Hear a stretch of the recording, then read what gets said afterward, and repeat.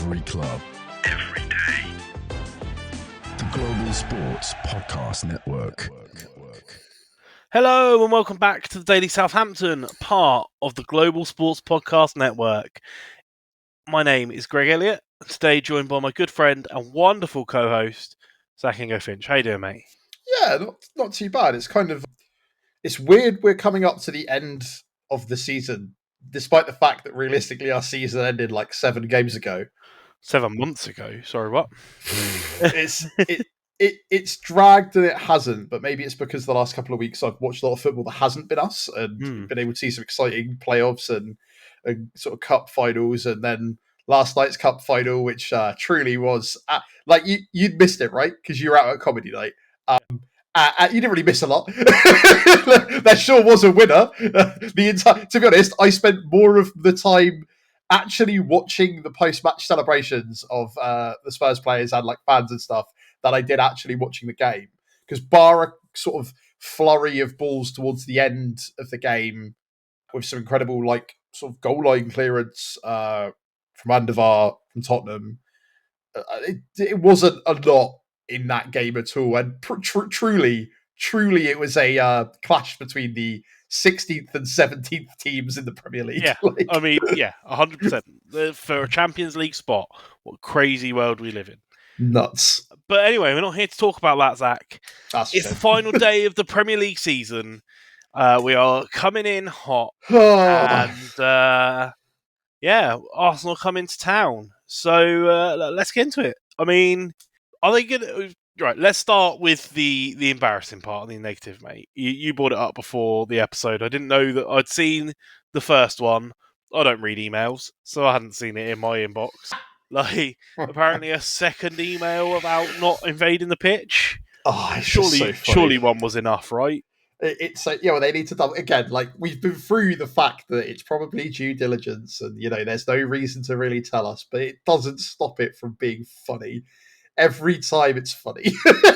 Like, the idea that unless we're invading the pitch to beat up the players, which would be insane, but I wouldn't put it past, some corners of, especially after the state of, the season, it just seems like it's a bit overkill, but that they're ticking a box, probably because we were one of the teams in the last sort of 12 months that actually had a pitch invasion. Yeah, that's why I think we're getting those emails, right? When we had things to celebrate. Yeah, exactly. A reason to get excited. But yeah, look, the FA have come out and said that the sanctions are going to be imposed a lot harder this year. We got fined for last year. It is a bit tone deaf and a bit embarrassing, but at the end of the day, they're just ticking a box, because if something does go wrong and someone slips through onto the pitch or whatever, they can point and go, well, we emailed them twice. What else could we have done? It is what it is. Pitch invasions aside, do you think we'll be doing a lap of honour after the game? I wonder. It really depends who's playing, I guess, because we haven't had the press conference yet. Carl Walker-Peters hasn't played in a while. There's a couple of players that potentially they're out. Jan Bednarek hasn't played for 2 games now, despite being in the team for nearly the entirety of the season. I feel like it will be a last chance for some of those players to say their goodbyes. So I wouldn't be surprised if it ends up happening, but also reading the room will be difficult. If we have a manager announcement by then, I think maybe for sure, it would just be something for everybody to kind of whet their appetite for next season. So yeah, it could go either way, but we've supported them through thick and thin, right? Regardless of whether or not we should have in some people's eyes. But again, we're always of the opinion that they're human beings. You could get very, very affected by being this bad at your job for a significantly long period of time. Everyone's kind of probably had parts of their career that have been like this. So I could see, it would be a nice way to end the season, but also completely understand if people are like, do you know what? Don't want to clap them. Just going to go home. Yeah, 100%. I think that's it. I mean, there's always going to be a portion of the fan base that are going to want to stay and give abuse. There's also going to be a portion of the fan base that are going to want to, stand and see the players. It's But it's one of those things where you're not going to please everyone regardless of what decision you make. That's impossible. Which means for me I would tend towards them probably doing it, which is I think is fine. Will I stay and clap them around at the end? I don't know. I don't know, to be honest. It's been a harrowing and horrible season, and if it's another harrowing and horrible defeat against an Arsenal who are quote unquote from Mikel Arteta on the beach, like depends if they're not a lot of that goodwill left, is there? Depends. Are we going to try and do another what we did against City, where we sit back and absorb 90 minutes of horrific pressure to get a 0-0 draw at the last game of the season? Or are we going to get battered 7-0? Like, I don't see it going the other way. I know that last Liverpool game, the last time we were relegated, was a bit crazy and some crazy things happened. I just don't even know if they've got that left in the tank, And it's interesting. So I thought before we start talking about lineups, I thought I'd have a look at the last time we played Arsenal. Do you remember when we last played Arsenal? Russell Martin was still in charge. Yeah, it was a long time ago. It was October. It feels like a million years ago. We played all right, if I recall. I could say this about basically every game of the season. I think we held our own for about 60 minutes and then fell apart. Correct. So we held our own right up until the 55th minute when Cameron Archer actually scored. It was a banging goal. I remember it.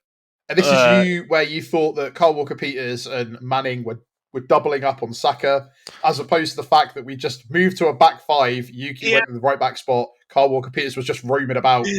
No, you're right. This was Russell Martin's tactical genius. Yeah. And then after Archer scored, because they celebrated too hard and we immediately, got opened up, they scored twice. Havertz scored in the 58th minute. Martinelli scored in the 68th. Which resulted in a mass bunch of changes where Adam Armstrong was brought on for Matías Fernandes. Right. Oh, that was weird. And then Onuachu came on for Ryan Manning, which was one of his sort of, this was also the game that, although Cameron Archer scored, he didn't start it. He replaced an injured Ross Stewart who went out after 27 minutes. Yeah, it was. So this is when Ross Stewart was supposed to come back and then was out until the other week. Yeah. So, other than that, Tyler Dibling, Flynn Downs, Joe Aribo, not a huge amount of difference in personnel. But we didn't do that great. Got picked up 3 cards. On the bench, we had Charlie Taylor, another player that in the last couple of weeks I forgot we had. Lallana, before he is now in the dugout. Armstrong, who is now on loan. Ben Brereton Diaz, who is now on loan. It's the fact that this is all the same season is... it is difficult. And we were also 19th at this point, which was nice. We had equaled their club record of 20 consecutive games in the Premier League without a win. Oh boy. And we'd failed to keep a clean sheet in the last 19 games in the Premier League. Oh boy. We had conceded 2 or more goals in 25 of their last 37 away games in the Premier League. So it wasn't exactly... smelling of roses back then, but we still had this fake optimism that we thought it would be all right. But I feel like fake. It was real optimism. It was just misplaced. Mine was fake because it's just strange to think that it doesn't feel like it's been the same season. Crazy. Season's been so long. Right, well, we're going to move on to team lineups and how we think we'll shape up. But first, a message from our partners at Bioniq. Your body is unique, and Global Sports Podcast Network has partnered with Bioniq, the world's most personalised supplements.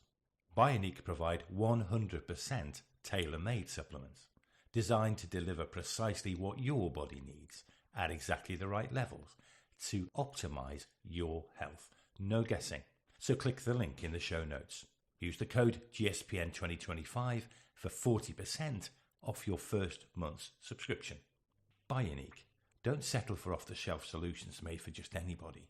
Get what's right for you right now. Your body is unique.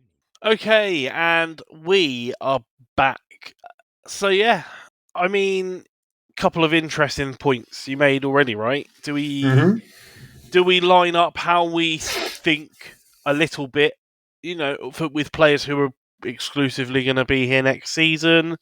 Do we give some players who are likely on their way out a chance to say goodbye.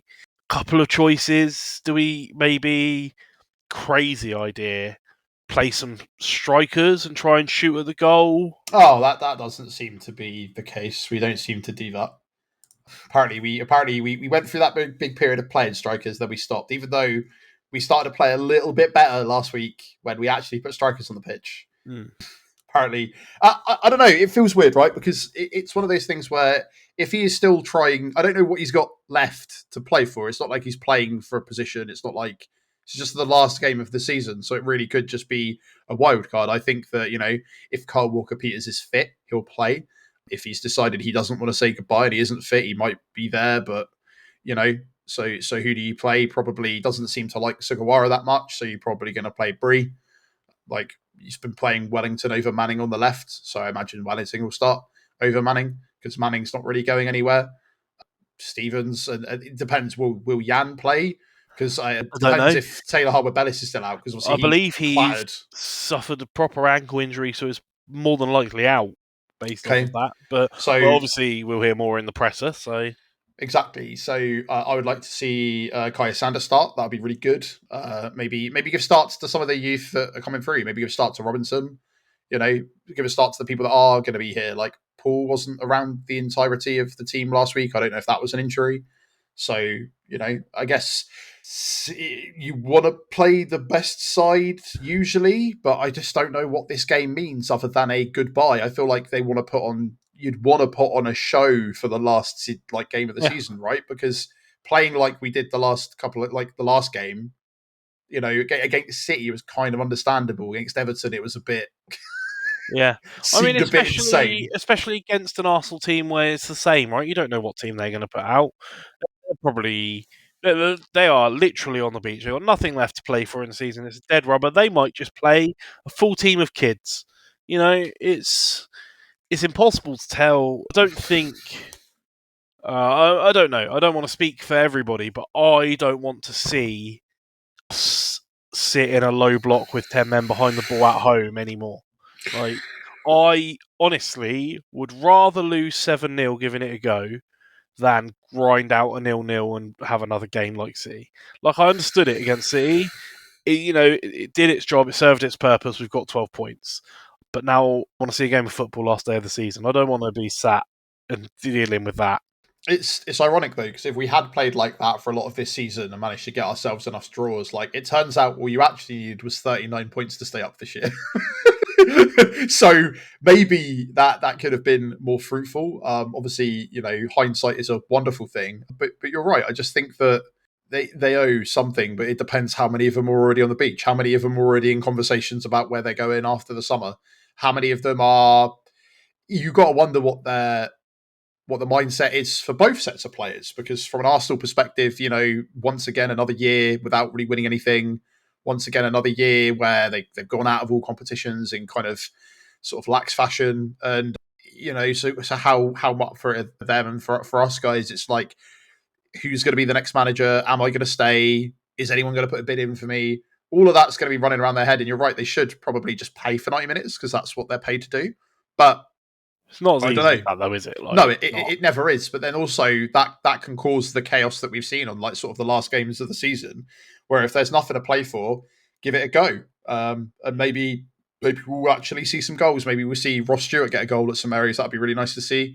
Just some sense of positivity. I'm still behind Oscar's idea, like you are. We bring our new manager out at halftime, and then it doesn't matter what the result is. It doesn't matter what happens, and then But also, if they are going to play some of those sort of players that are potentially on their way out, Bednarek, so sort of Walker-Peters, so they want their last game in front of Saints fans to be like a 7-0 loss to Arsenal. So I feel like the idea is no, but then also they wouldn't be in the position with the reputations they have if they put the effort in all season. So swings and roundabouts, mate. It's a really, really hard one to predict, but I think it's just contrasting how many of the players we had in our team a couple of months ago, I say a couple of months ago, like 7-8 months ago at this point, to now is like, wow, that's yep. Indicative of how horrible the season's been, to be honest. Okay, we will circle back round to score predictions and how we see the game playing out But first, a message from our partners at Zencastr. Here at the Global Sports Podcast Network, we spent a lot of time selecting our delivery platform. Zencastr came out the clear winner, with 4K video recording from your phone and AI editing that automatically removes all those ums and ahs. It's super easy to start a podcast that sounds great and is delivered efficiently. If you're ready to tell your story, check out the link in the show description and learn more about Zencastr. Okay, so we are back. Zach, as always, I'm going to throw you straight under the bus first. What do you think? How do you see it playing out? I could go 6-6. I could go 4-4, but let's go for like 2-2. Let's see some goals at St Mary's. But we're not going to see a clean sheet. You know, it's Arsenal, but I'd like to see. Can't see us getting a win. I think that would be too much of an insult to injury to Arsenal for them to be dealt that blow right at the end of the season, regardless of whether or not they're putting out kids. But also, I'd like to see us have a little bit of a fight and actually watch a proper game of football, right? Because at this point, it doesn't matter. So yeah, I'll go 2-2. I don't know necessarily where the goals are coming from. As I said, I'd like to see Ross Stewart get one. I'd maybe like to see Matty Fernandez get one. Shout out to Matty Fernandez, who has won the Southern Daily Echo Player of the Year. I saw some of the I think the BBC did like a vote between their 4 best players, and it was like Matty Fernandez, Ramsdale, Onuachu was also one of them because obviously like he came Top back. scorer. Yeah, true, exactly. But then like Matty Fernandez was like 60%, Ramsdale was like 29. So it's really indicative of how great he has been for this season, and similar to the last season we got relegated with Lavia.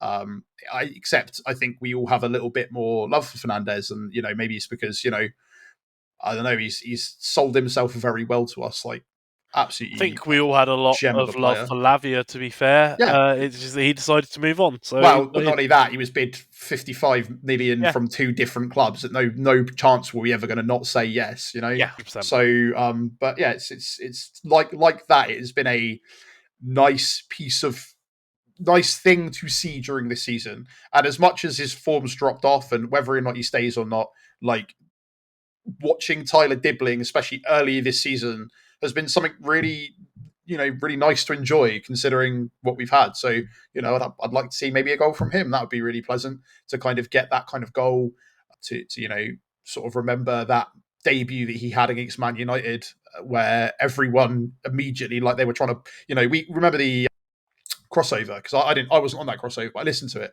and they were talking about how they wanted to buy him up at that point, like then and there, right?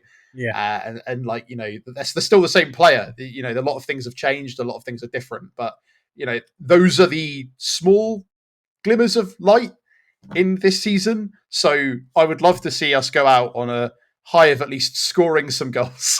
There you go, Greg. There's some optimism from me. Right. How about you, mate? Where are you at? Thinking 4-4 again? Look,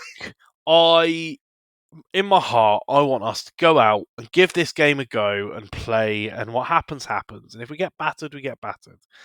But I think that Rusk has shown us his hand. I don't think that is what he's about.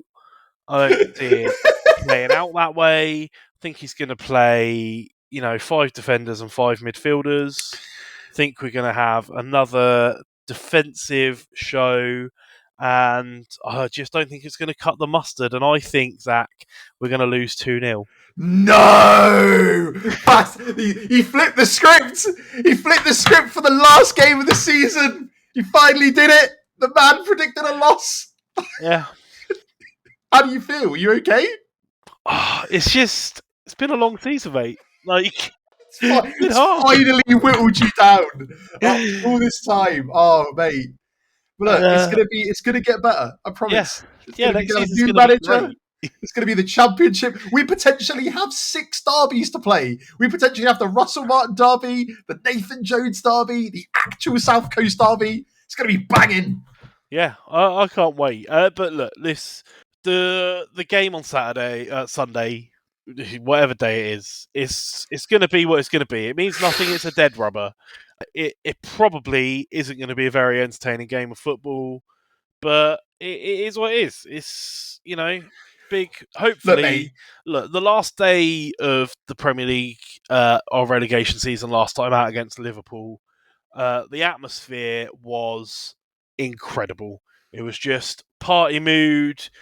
We knew where we were at. We had come to acceptance. We knew it had been a horrible season.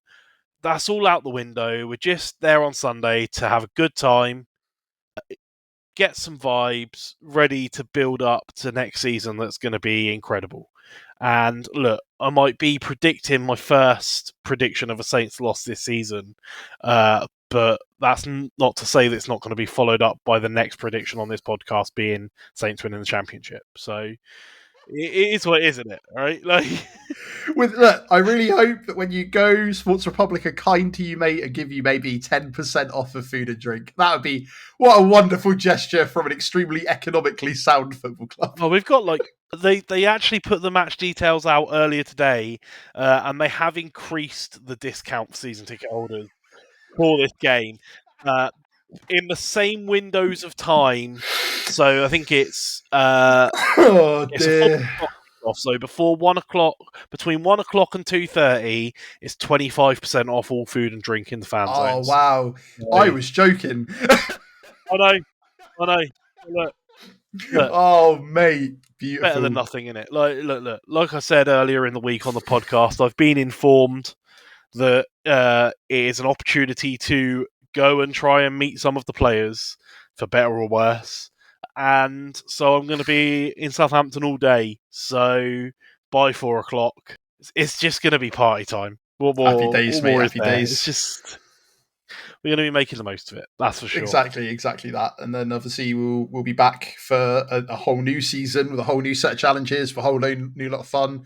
Probably a whole new squad, whole new manager, and we'll both be a bit older, and I'll probably have more grey hair. Yeah. It's going to be great. Look, we've still got a match review to do. And then we'll have a post-season review to do. I know for a fact that between us, are not going to struggle to talk about football for 20 minutes at least a couple of times a week, right? Like, it's... Mate, it's like 2 hours of our day outside the podcast as well, is it? Yeah, exactly. But look, thank God this season draws to an end on Sunday. Long overdue. We made it. We're here. We did. It could have been worse. We could have been the worst Premier League team of all time. Yeah, exactly. Up until 2 weeks ago, it was worse. And look, it's been horrible, and I hope it's never this bad again. But, these lows make the highs better. So let's hope to get back to some of them, because boy, oh boy, what a season. All right, well, we will be back with a match review of Arsenal, regardless of the outcome. Until then, I hope you will have a wonderful weekend. We'll see you at St Mary's, and we will see you then. Every club, every day. The Global Sports Podcast Network.